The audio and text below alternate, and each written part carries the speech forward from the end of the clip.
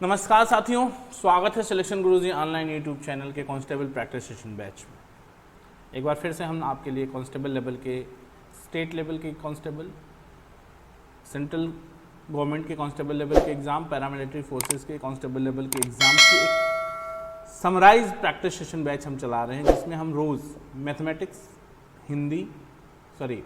GS और reasoning, जल्दी हिंदी भी शुरू होगा, का practice session batch morning 6 o'clock GS, 7 o'clock reasoning और 8 o'clock मैथ्स आपके लिए चल रहा है।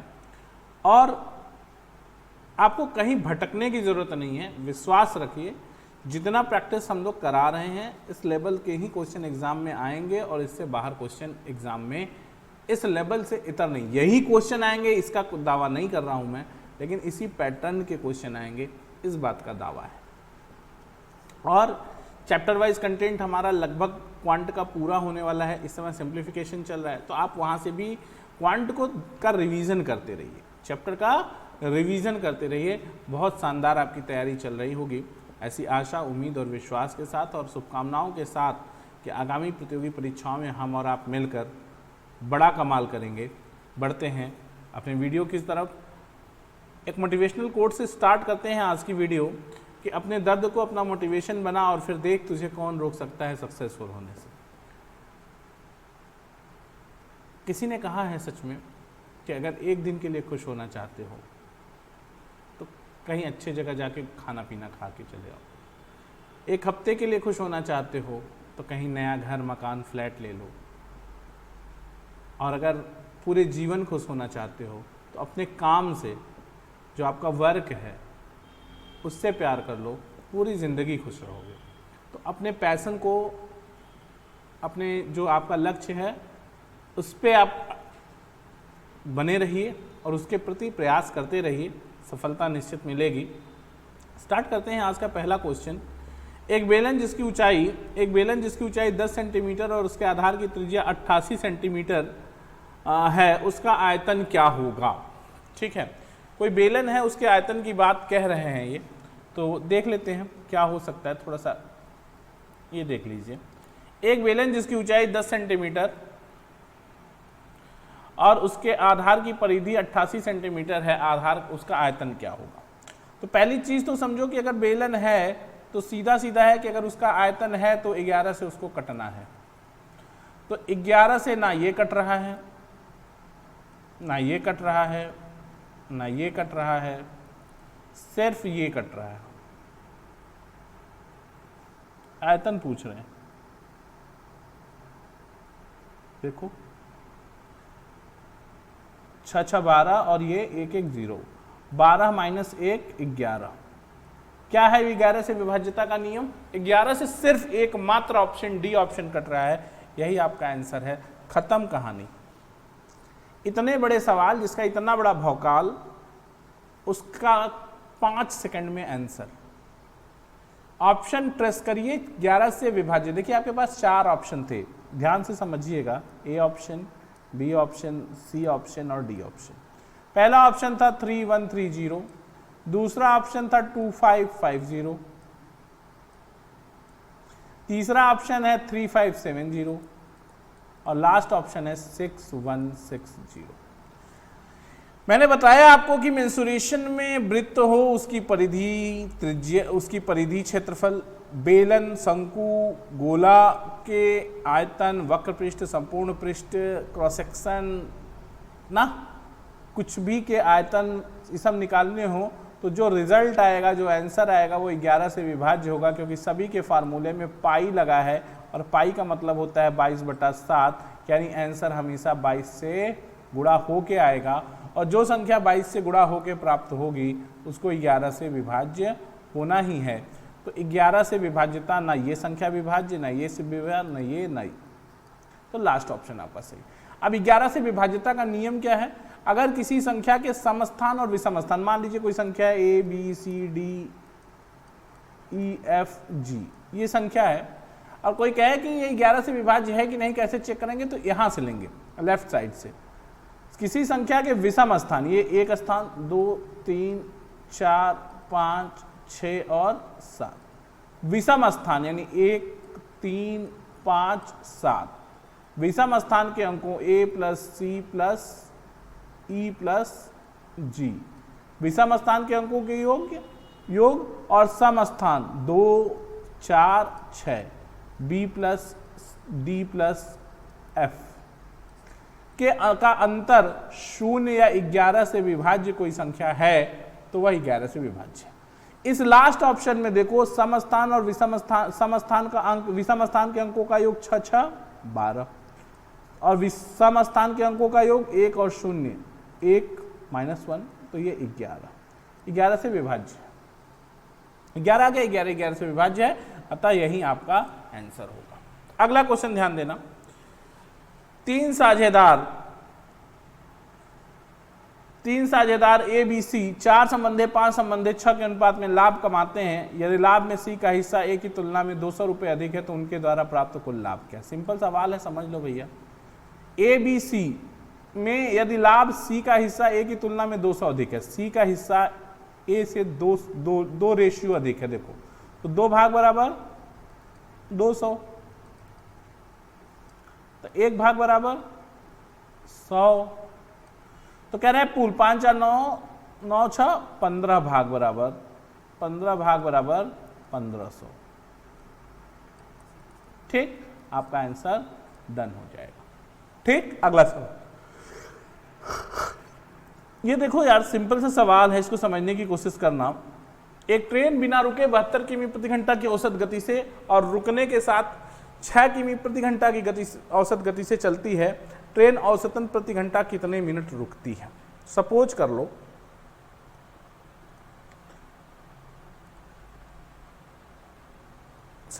लो यहां पे कोई ट्रेन है और एक ट्रेन यहां पे, सॉरी ये दूरी है।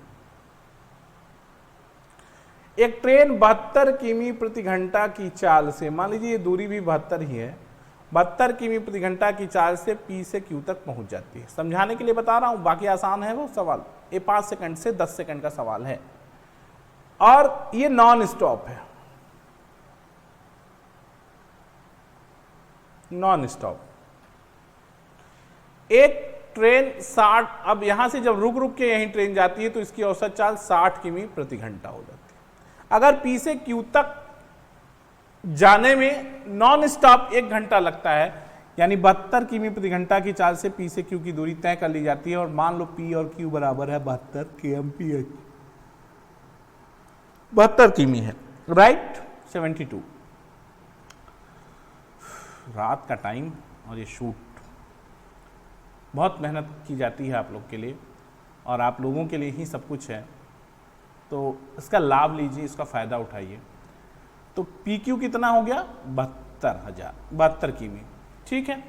अब नॉन स्टॉप बस तो पी से क्यू 1 घंटे पहुंच जाएगी, लेकिन विथ स्टॉप जाएगी तो 60 किलोमीटर, यानी कितना? अपने गंतव्य से 12 किलोमीटर पीछे रह जाएगी। तो ये 12 किलोमीटर की दूरी तय करने में जितना समय लगेगा उतना ही समय ट्रेन प्रति घंटा रुक रही है, बस प्रति घंटा रुक रही है। बात को समझो, विथ स्टॉप नॉन स्टॉप गया तो 1 घंटे में पी से क्यू पे पहुंच गया, रुक के गया तो 1 घंटे में ये 60 किलोमीटर गया, यानी कितना किमी कम गया? 12 किमी कम गया।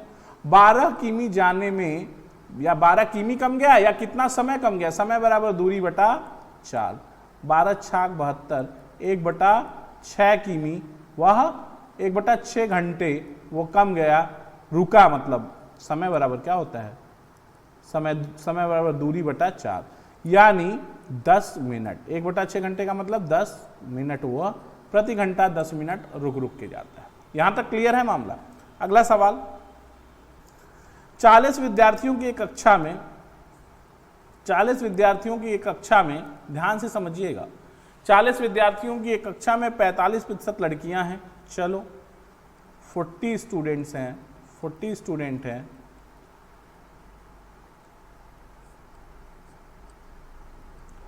45% गर्ल्स हैं, तो 45% गर्ल्स का मतलब कितना? 18 लड़कियां हो गई, 40 20 3/5 ना, 9 3/5 2/5, 9 दूनी 18, तो लड़के कितने बचे? 22 ना, ये बॉयज हो गए। कह रहा है कि यदि लड़कियों द्वारा प्राप्त औसत अंक 54 से गुणा कर दो, सॉरी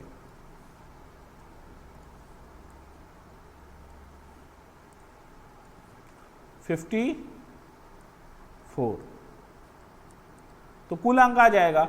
और लड़कों का औसत अंक कितना है 46, यहाँ पे भी गुणा कर लो। ये गुणा करोगे आप तो आपको गुणनफल मिल जाएगा, आपको गुणनफल मिलेगा 972 और 1012, 1012 दोनों जोड़ दीजिए तो कुल नंबर आ जाएगा आपको 1984। और संख्या कितनी है 40 की, तो नया औसत कितना आ जाएगा, आपका नया औसत आ जाएगा 49.6। आपका ऑप्शन सी करेक्ट हो जाएगा। ठीक है, कैलकुलेटिव क्वेश्चन है, कैलकुलेशन करके लगा लेंगे आप। ध्यान दीजिएगा, अगला सवाल बहुत अच्छा शानदार सवाल है, ध्यान दीजिए। यदि 6 अंकों की एक संख्या 4x573y वाली है, संख्या 72 से विभाज्य है, तो x + y का मान। ध्यान देना,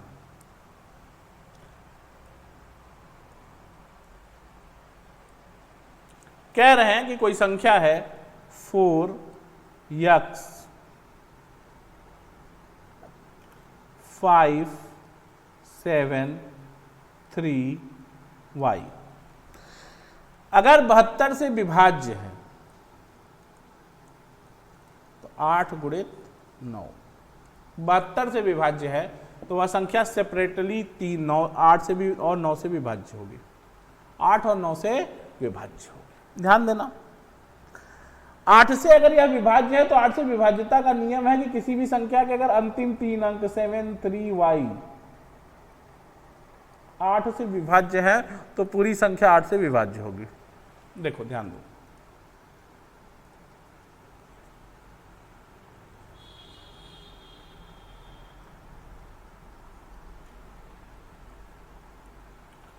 क्या है इसकी अंतिम 3 अंक 7 3y 8 से विभाज्य, 8 9 72, एक y उतारोगे। अब y क्या रखें कि 8 से विभाज्य हो जाए, तो y सिर्फ एकमात्र संख्या है, 6 रखने पे 8 से विभाज्य होगी, तभी ये 8 दूनी 16 जाएगा। यानी y की वैल्यू आपको पता चल गई, y कितना आएगा 6। यहां तक तो कोई तकलीफ नहीं।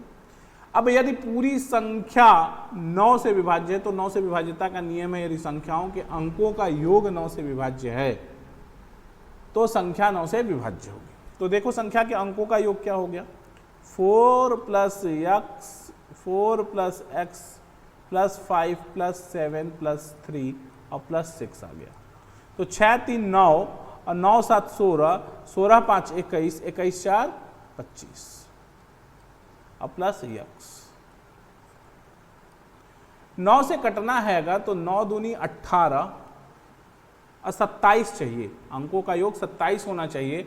यानी x की जगह पे क्या हो जाएगा 2, यानी x का वैल्यू कितना आएगा 2, 9 से कट जाएगा तो x + y कितना हो जाएगा ये बताओ, x + y 8 हो जाएगा। आपका आंसर बी करेक्ट हो जाएगा। यहां तक कोई तकलीफ नहीं, कर लेंगे ना। ठीक है, आगे बढ़ते हैं। समझ लो फिर से, अगर कोई संख्या 72 से विभाज्य है तो ये पक्की बात है कि संख्या 8 से और 9 से विभाज्य होगी।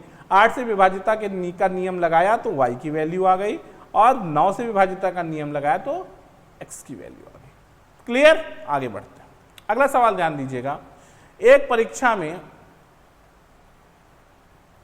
आसान सवाल, बहुत बेहतरीन आसान सवाल है। एक परीक्षा में a ने b से 20%, एक मिनट थोड़ा सा मिसप्रिंट है, मैं सही कर दे रहा हूं। एक परीक्षा में a ने b से 10% अधिक अंक प्राप्त किए और b c से 5% अधिक अंक प्राप्त किए। c ने 400 में से 300 अंक प्राप्त किए, तो a के अंक क्या है। बहुत सिंपल बात, पहले ये समझो कि c का प्रतिशत कितना है। c ने कितना 300 नंबर पाया है, कितने में 400 में, तो क्या परसेंट हो गया 75%। c का नंबर 75%। अब देखो a b c, c 75% तो b उससे 5% अधिक पा रहा है, तो कितना 80%, और उससे ए 10% अधिक पा रहा है तो 90%। ठीक है, कह रहे हैं कि ए का प्राप्तांक या ए का अंक क्या है। तो भैया अगर 75% बराबर यहां 300 दे रहे हैं तो 90% बराबर कितना हो जाएगा? 1% बराबर कितना है? 4। तो 90% ए का 9 चौके 36, 360। कोई तकलीफ नहीं ना, कर लोगे यहां पर। आगे बढ़े, अगला देखना। एक छात्र एक आयत की लंबाई, ध्यान देना, सिंपल सा समझना सवाल, आसानी से सवाल को टैकल करो यार, मतलब बहुत प्रेशर मत लो कि कैसा सवाल आएगा या आ गया होगा। सवाल सब आसान है, कोई दिक्कत की बात नहीं है। एक छात्र को एक आयत की लंबाई और चौड़ाई मापने को कहा गया। उसने भूलवश लंबाई को 20% कम और चौड़ाई को 10% अधिक कर दिया। यदि उसका क्षेत्रफल 200 वर्ग सेंटीमीटर हो तो माप के बाद आयत का क्षेत्रफल बताइए जो छात्र ने ज्ञात किया है। भाई देखो, कह रहा है कि उस आयत का जो क्षेत्रफल है वो 200 वर्ग सेंटीमीटर होगा, लेकिन विद्यार्थी ने गलती क्या कर दी, उसकी लंबाई और चौड़ाई नापने में गलती कर दी। क्या नापा? लंबाई में 20% की कमी और चौड़ाई में 10% की वृद्धि। तो क्षेत्रफल में कमी या वृद्धि निकाल लो, x + y + xy/100,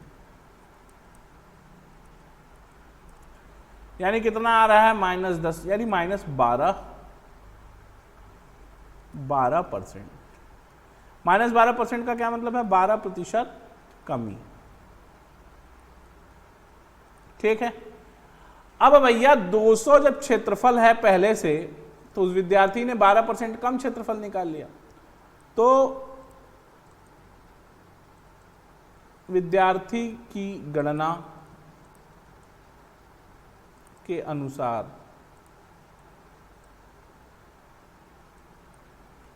क्षेत्रफल कितना हो जाएगा? 12% कम, यानी 200 × 88/100,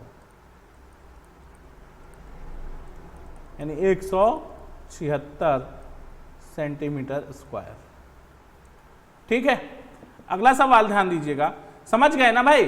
कह रहे हैं कि 200 वर्ग सेंटीमीटर का कोई आयत है।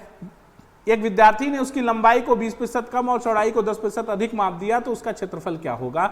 जो विद्यार्थी ने गणना की तो उसका क्षेत्रफल 12% कम हो जाएगा। 200 में 12% कम हो जाएगा, यानी 24 कम हो जाएगा। तो 200 से 24 कम 176 हो जाएगा। अगला सवाल ध्यान दो,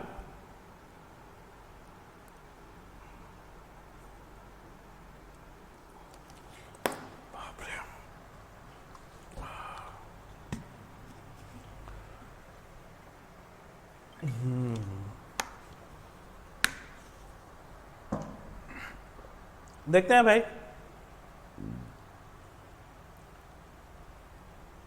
एक ट्रेन पी दिल्ली से 4 बजे चलकर शाम 5 बजे गुड़गांव पहुंचती है, और दूसरी ट्रेन क्यू गुड़गांव से 4 बजे चलकर शाम 5:30 बजे दिल्ली पहुंचती है। दोनों ट्रेनें कितने बजे एक दूसरे से मिलेंगी? ठीक है,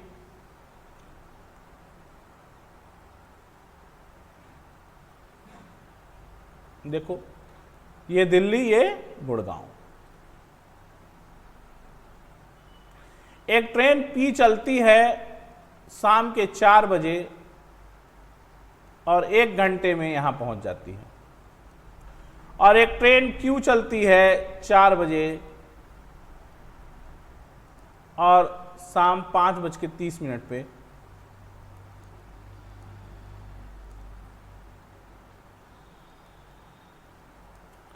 कहां पहुंच जाती है? यहां पहुंच जाती है।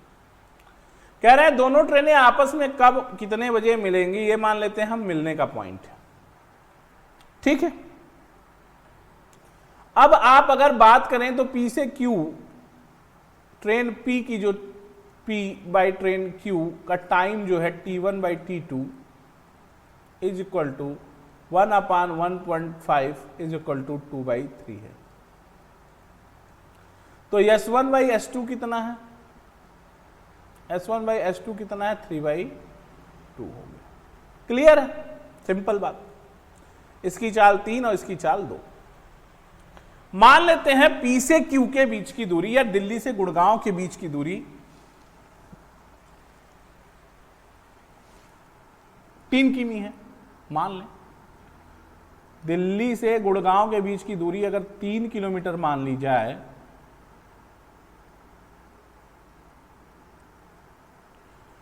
तो P भी चल रहा है दिल्ली गुड़गांव की तरफ और Q चल रहा है दिल्ली की तरफ, यानी समय बराबर कितना हो जाएगा, दूरी 3 किलोमीटर और चाल कितनी, चालें जुड़ जाएंगी आपस में। इसकी चाल कितनी है P की 3 kmph और इसकी कितनी है 2 kmph। तो समय बराबर 3/5, 3/5 का मतलब हो गया 60 से गुणा कर लेंगे तो 12 तिहाई 36 मिनट, 36 मिनट। 36 मिनट में वो दोनों ट्रेनें एक साथ मिल जाएंगी, यानी कितने बजे मिलेंगी, 4:36 पर दोनों ट्रेनें एक साथ मिल जाएंगी। ठीक है, आगे बढ़ते हैं, समझ लो फिर से, देखो दोनों की समयों का अनुपात 2/3 है, तो चालों का अनुपात 3/2 हो गया। इसकी चाल 3 किमी प्रति घंटा, इसकी चाल 2 किमी प्रति घंटा। अब ये 1 घंटे में इसको कवर कर लेता है, तो मान लिया हमने कि जो दूरी है वो 3 ही किलोमीटर है। अब ये ट्रेन दिल्ली से गुड़गांव जा रही है, गुड़गांव से दिल्ली जा रही है, दोनों विपरीत दिशाओं में गतिमान है, तो चालें कितनी हो जाएंगी, 3 2 5 और दूरी 3 किलोमीटर। तो कितना समय लगेगा इस 3 किलोमीटर को तय करने में, 36 मिनट। इधर से ये चलेगी, उधर से वो चलेंगे, तो 4:36 पर दोनों ट्रेनें एक दूसरे को मिल जाएंगी। अगला देखना, देखिए ये सवाल बहुत आसान है, लेकिन इसको लगाने का तरीके पर ध्यान रखिएगा। यहां कभी भी वेट का क्वेश्चन रेट से नहीं सॉल्व होता, इस बात को ध्यान रखना। एक बेईमान दुकानदार गलत बाट का प्रयोग करके 20% माल खरीदते समय तथा 30% माल ठगता है बेचते समय, तथा बेचते समय यहां पे होगा तथा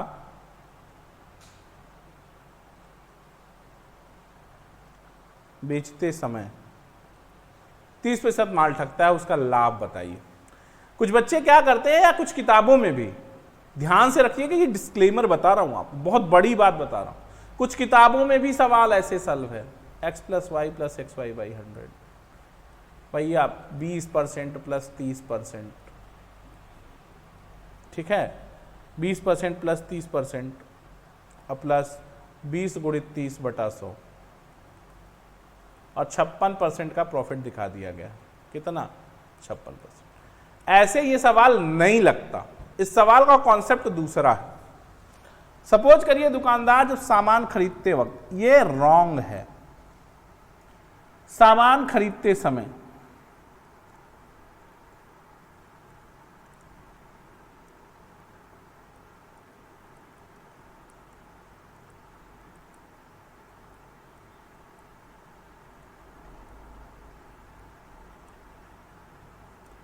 क्या है, सामान खरीदते समय 20% गोलमाल कर देता है। यानी अगर वह 1 kg सामान खरीदने गया तो 1000 ग्राम उसे लेना चाहिए था ईमानदारी से, लेकिन उसने 20% चोरी कर ली, और 20% चोरी करके कितना माल हासिल कर लिया, 1200 ग्राम माल हासिल कर लिया। और 1000 ग्राम का 20% 200 ग्राम, 1000 ग्राम 1200 ग्राम माल प्राप्त कर लिया। अब क्या है, बेचते समय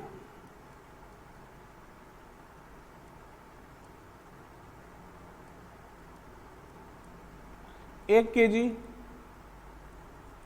1000 ग्राम,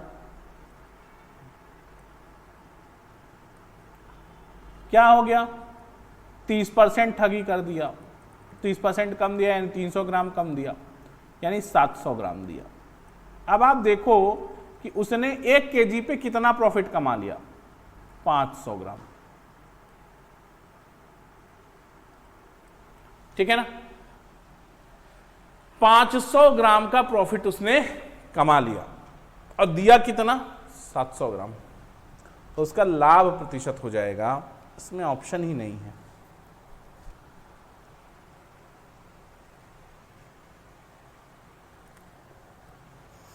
500 बटा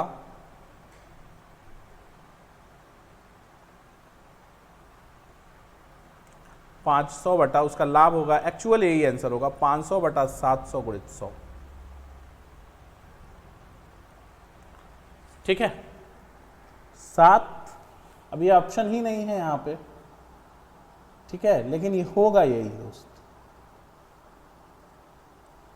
उसका लाभ 500 ग्राम का कितना बेचने पे, 700 ग्राम, 500 बटा 700 गुणित 100, 7 सत्ते 49, 7 सत्ते 49, 1 7 1 7, ठीक है,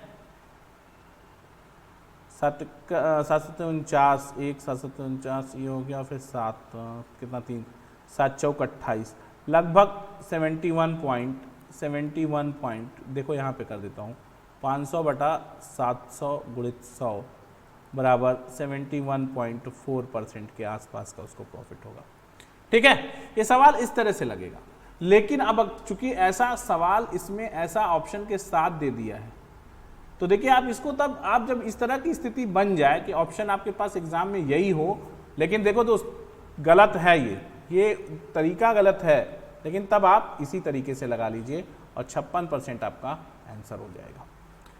ठीक है, इसको आप प्रैक्टिस हमारे जो है प्रॉफिट लॉस के जब वीडियो में जाएंगे तो प्रॉफिट लॉस के चैप्टर वाइज कंटेंट में ऐसे सवालों को बहुत बेहतरीन तरीके से डील किया गया है, सॉल्व किया गया है, बताया गया है बेसिक कॉन्सेप्ट, और ये भी बताया गया है कि क्यों x + y + xy / 100 लगेगा और क्यों नहीं लगेगा। तो इसके लिए आप हमारे चैनल पर चैप्टर वाइज कंटेंट के प्रॉफिट लॉस सेक्शन में चले जाइए। डिसऑनेस्ट सेलर, उसमें भी एक चैप्टर है, पार्ट है डिसऑनेस्ट सेलर, बेईमान दुकानदार या दुकानदार की चालाकी, ऐसे करके कुछ है। ठीक है, देखते हैं। अगला सवाल है कि 6,450 रुपए के ऋण को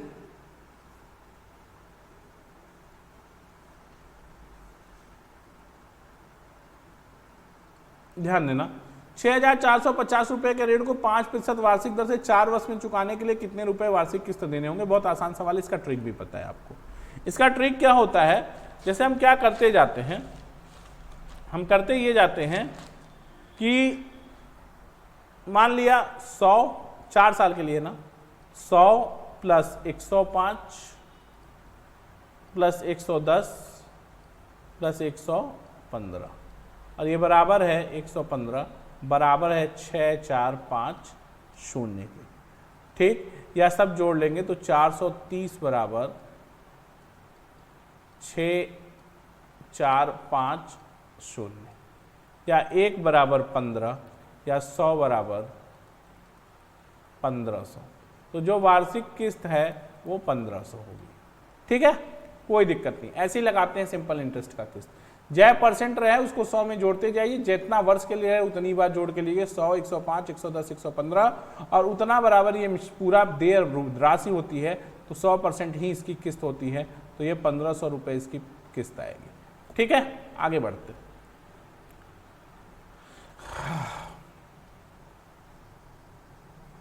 ध्यान दो, राकेश ने एक परीक्षा में 273 अंक प्राप्त किए जो कि 5% अधिक है, अधिक है। यदि लोकेश ने 312 अंक मिलते तो उसके पास अंक से कितने प्रतिशत अधिक अंक प्राप्त कर परीक्षा प्राप्त की। अब देखो यार, 105% बराबर 273, 5% अधिक है, तो उत्तीर्णांक, परीक्षा का उत्तीर्णांक यानी पास मार्क क्या होगा, पास मार्क होगा 273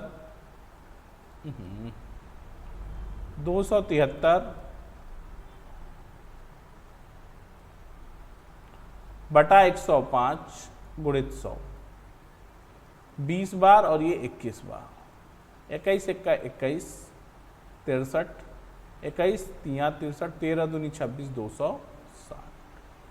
260 नंबर इसके पास मार्क है। ठीक है ना, पास मार्क है। लोकेश को 312 नंबर मिले तो पूछ रहा है कि पास मार्क से कितने ज्यादा मिले, तो 312 माइनस 260 बटा 260 गुणित 100,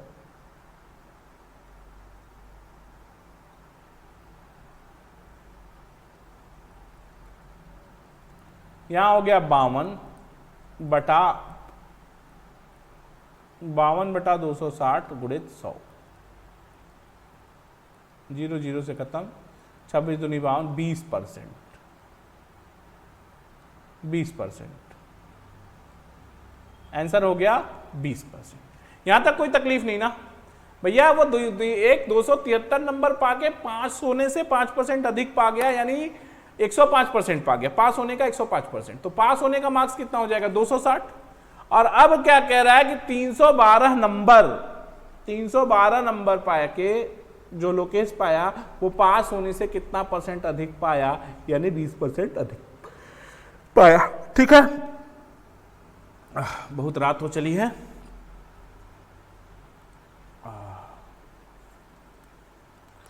यदि किसी वर्ग के विकर्ण को दोगुना कर दिया जाए, बहुत सीधा सीधा सवाल है, यदि किसी वर्ग के विकर्ण को दोगुना कर दिया जाए तो क्षेत्रफल कितना होगा, 4 गुना हो जाएगा। भुजा अगर a है और 2a कर दी जाए तो क्षेत्रफल जरूर 4a² हो जाएगा, ये a²। तो वैसे ही विकर्ण भी है कि √2a है, इसको 2√2a कर दिया जाए तो ये भी 4 गुना हो जाएगा। ठीक है ना, आगे बढ़ते हैं।